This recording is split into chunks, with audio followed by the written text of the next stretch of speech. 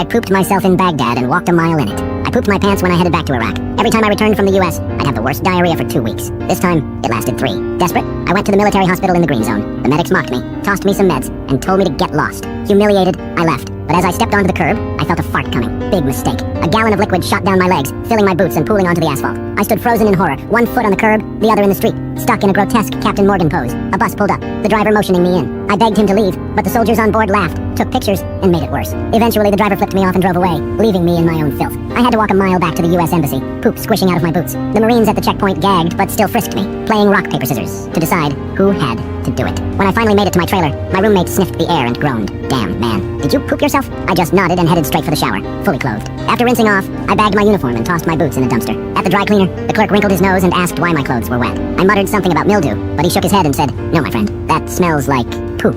Then he sighed and added, okay, but don't be such an asshole."